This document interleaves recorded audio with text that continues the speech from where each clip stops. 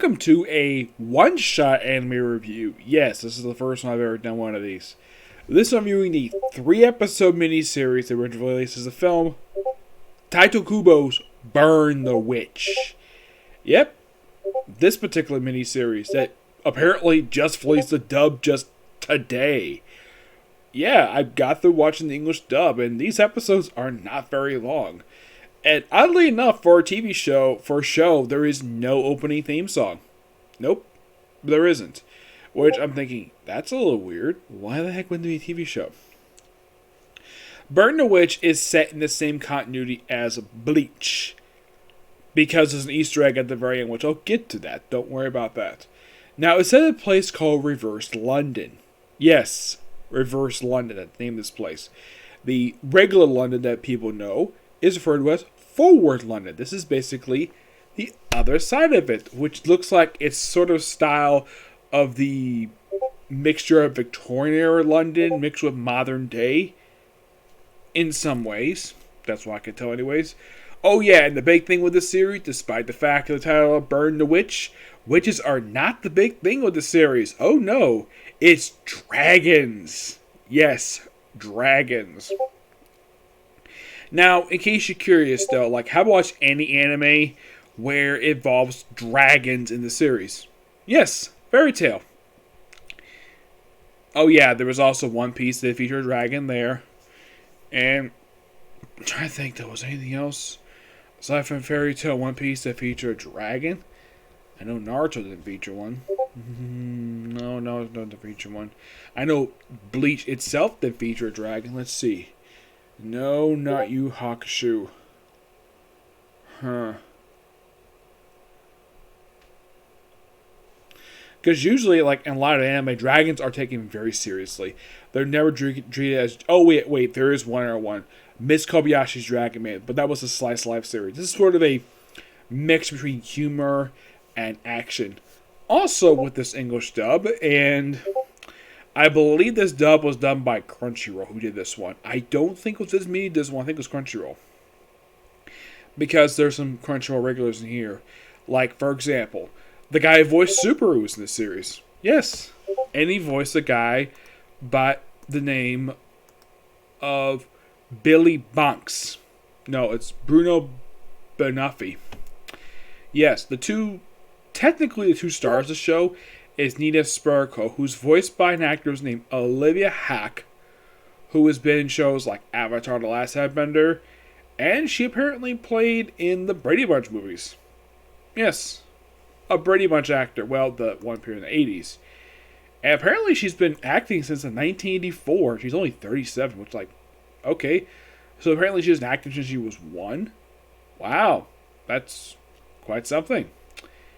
Yep, as for anime-wise, aside from this one, I've never seen... There was also a show called Blood Plus. I've never seen Blood Plus, but I have seen Hey Arnold. Yes, Rhonda. Yes, Rhonda from Hey Arnold is in this one. Yep. You also have Noelle, voiced by Allegra Clark. She, of course, was in the show Demon Slayer, voicing the spider demon, the mother. That show I've watched. The Diamonds Unbreakable, that was from the 3rd season of the show. And that's it. Yep. You also have Boggle Parks, who's technically the male lead of the series. And he's pretty much, in a way, he has a thing for Noelle, one of the female leads of the series. Yeah, and she's very serious, per se, of how she does this stuff. Now, the studio who made this is Studio Colorado, which... This is not technically the first one. This company was only founded 9 years ago. And they officially have done... This is actually originally released as a film. This was their 1, 2, 3, 4, 5, 6... Only their 7th movie. And apparently Studio Wit had a hand in this. Somehow. Because it's all wit in there. Yes. Now, Bungalow Parks is voiced by Griffin Barnes. I have seen him in some other stuff. Not much. He was in Hunter x Hunter. I don't know which one. I don't know if it was 2011 or the 1990 version. He voiced named Snark. Let's see. He was in Demon Slayer. Tokyo. He was in Golden Wind. He was actually a character named he was, I think he was the main villain of it. Interesting. Yes, and that's it for stuff I've seen him in. Now, Sean Kapakuk, who played Bruno, he plays Subaru from ReZero. Yep, the Subaru voice actor. Yeah. He's also in 2 seasons of JoJo's Bizarre Adventures. He was in Diamonds Unbreakable and Golden Wind. In Golden Wind, he played Mista, the Hitman. He also played in Demon Slayer, played the Swamp Demon. He was Eyelashes in One Punch Man. He was in the 2011 Hunter x Hunter series. I was basically... It's been several different anime I've seen this guy in. Yep.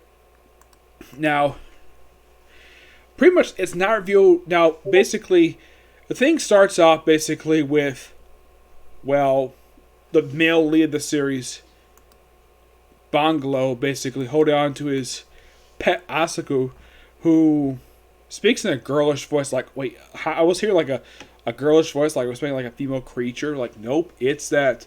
And apparently, there's a law in this world. Apparently, no one is allowed to touch a dragon because apparently it's illegal, and the punishment is death. I'm like, seriously?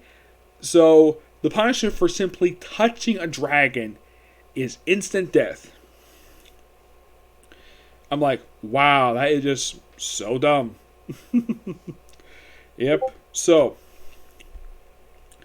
they pretty much, now this guy apparently is under their watch, and he's got a thing for Noelle. Apparently he's attending the same high school as Noelle. They don't really realize, but that's not technically what we start off with. We start with Nina, who is apparently a pop idol, part of some girl group, where she apparently just opened up a portal, went through some ground. That's how she went Verse London. And also, we see a woman named Macy in here. Macy is voiced by Bina Knickerbocker. Yeah, she is another ReZero voice actor. She voices Rem. I believe so. No, she voices Elaine. Yeah, she voices Rem from ReZero. She also voices Elaine from Seven Deadly Sins.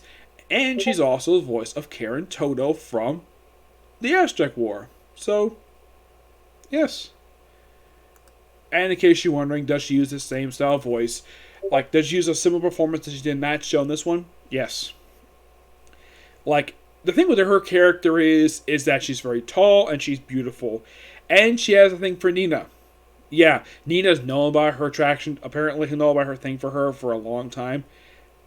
She never found that annoying. She found her constant crying to be annoying.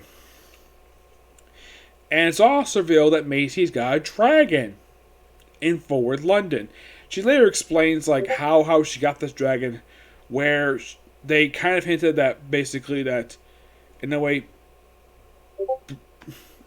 Bonix, it's Banglo somehow ran into her, gave her his umbrella, and then she somehow ran into this particular dragon she calls Allie. Excuse me, I'll explain in the final episode what type of dragon this is. Like most anime, whenever they feature dragons, they usually explain what type of dragons they are, because not all dragons are the same. That's simply the gist of it. So, they stop Bangla from even apparently getting the dragon kin. So, because he touched dragons, apparently. So, he has a collar around his neck. Yeah, he has it around his neck the whole time. And it's just basically them to keep. Their job is to keep an eye on him. So, what exactly does do in Verse London? It's not exactly specifically stated per se. It's implied that he and Noelle go to the same school, but he's basically her senior there. But aside from that, it's not really delved into. The thing with Noelle, aside from the fact she's very beautiful and she speaks with a very. She's basically has sort of a deadpan demeanor to her, where she's very, even though she's very emotional per se, but she takes stuff like where she has no idea what stuff is, stuff like that. She's basically, and Nina is the comic relief of the show. Yep, and she's a blonde. No, she's not a traditional blonde. She doesn't run into walls per se, like how old school dumb blondes basically used to do. Yeah. Oh yeah, and here's the thing. Both these two women get equal screen time. They get plenty to do throughout these 3 episodes. So, right after they meet with that, they talk to their chief. They refer to him as Chief Fangs Jr., where he's a son of a hero. Now, if you look at him and now, appearance-wise, he looks like the final villain of Bleach in the face. Now, it was kind of the same thing with, apparently, I thought I saw Chad in here, but it's a character with a similar character model as a photographer. Because Chad, at the end of Bleach, became a boxer. Yeah, he became a boxer at the end of the series. Now, in the case of a series, now this is technically the second time that Tite Kubo's had something adapted from his work. Though, yes, I do know that Bleach is apparently coming this year.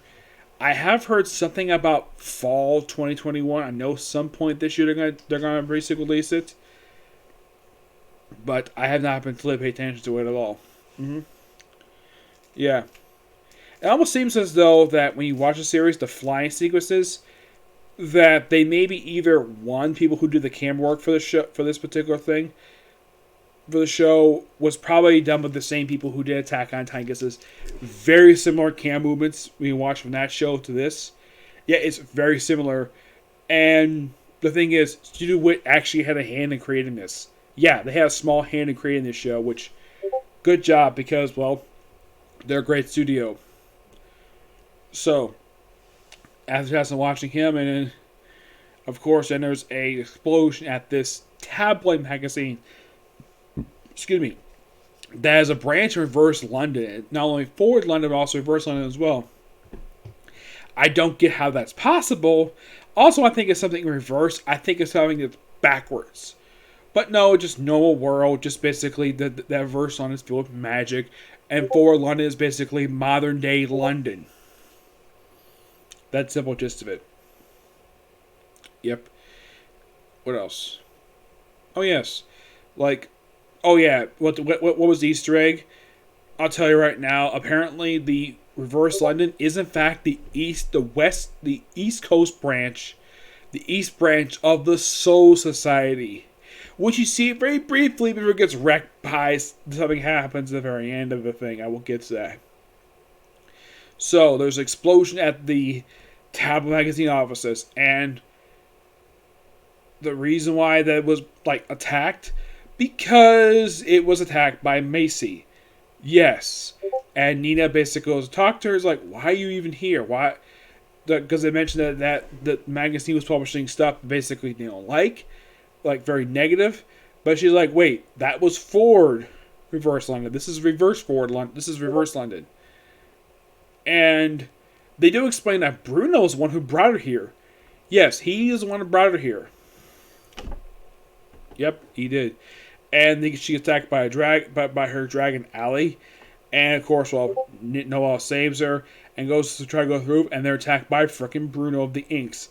Yeah, basically they have this sort of brief board meeting where these other people from the higher ups, Inks, are apparently, from what I can tell, these sort of gangster style assassins, because Bruno dresses like a street thug.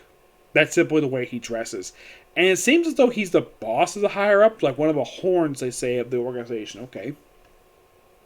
Yeah, it's been a little while. I think I read the manga last year or two, I think it was.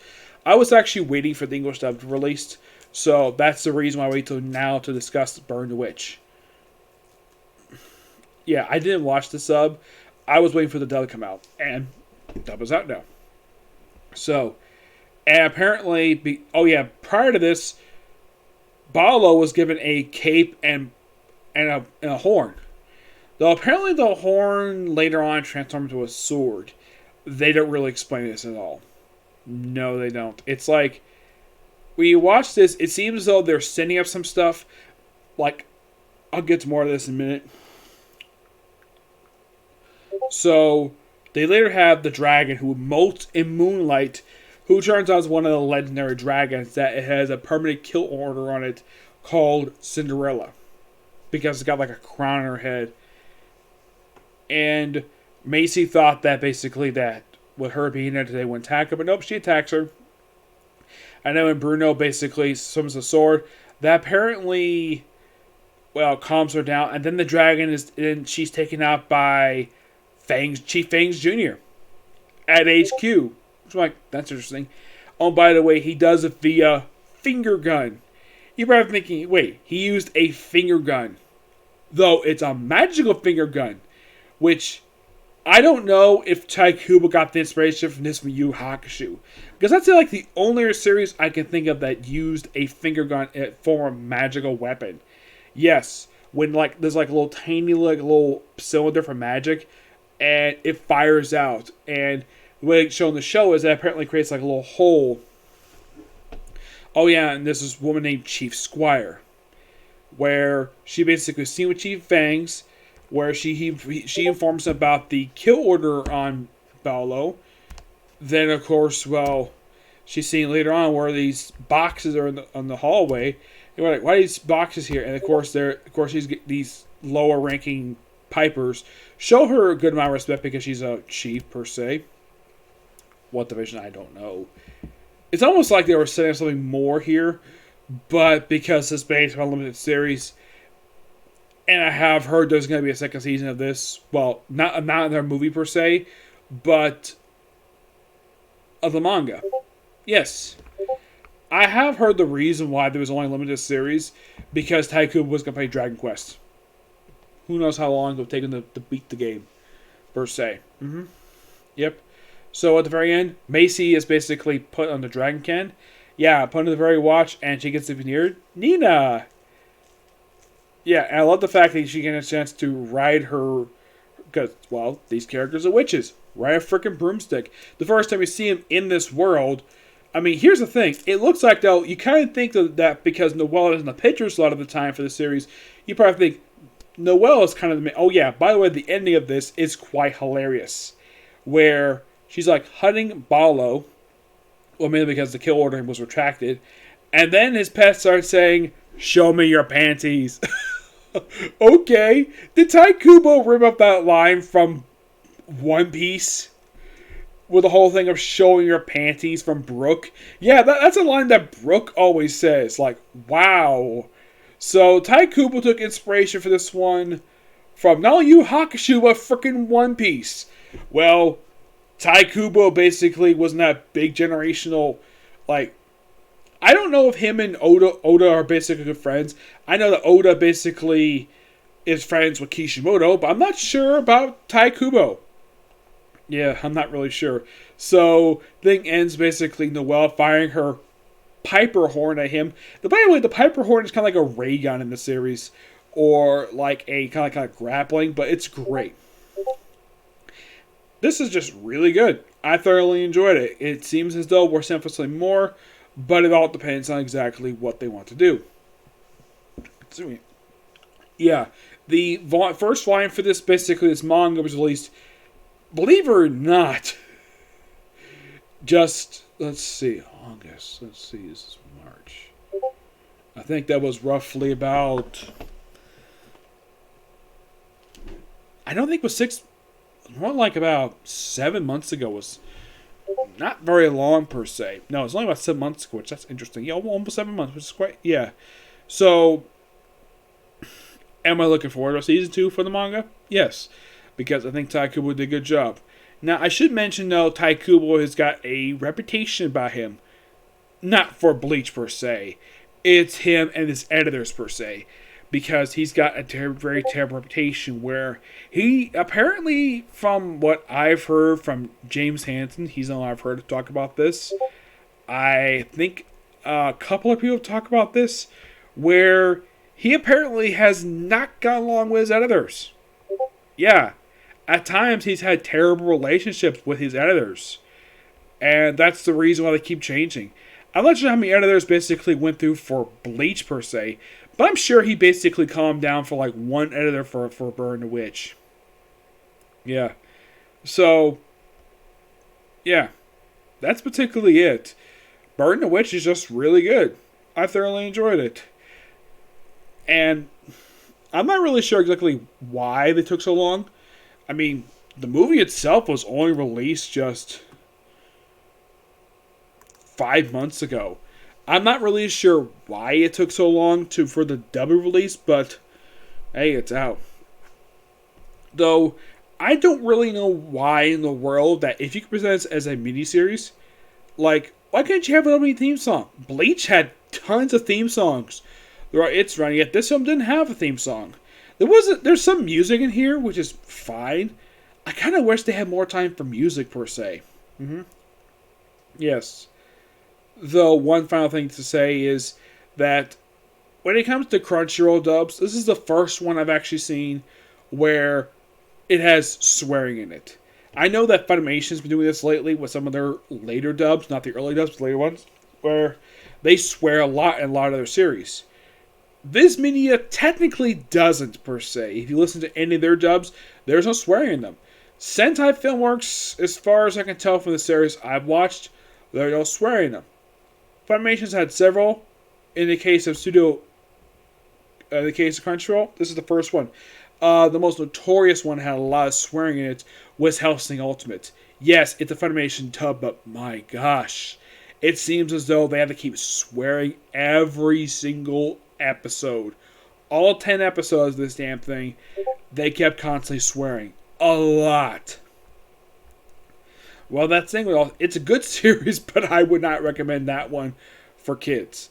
This one, I probably wouldn't either. I'd probably recommend this basically people who actually like the manga and people who are fans of Bleach. Yeah. I mean, aside from One Piece and Yu Yu Hakusho was like in your series, the series took inspiration from. Aside from those two, none that I can think of. I highly doubt was Witchcraft Forks that I took inspiration from, because that was like the only one I know of where the whole central theme was basically witches. Yeah. But yeah, that's particularly it for this particular review.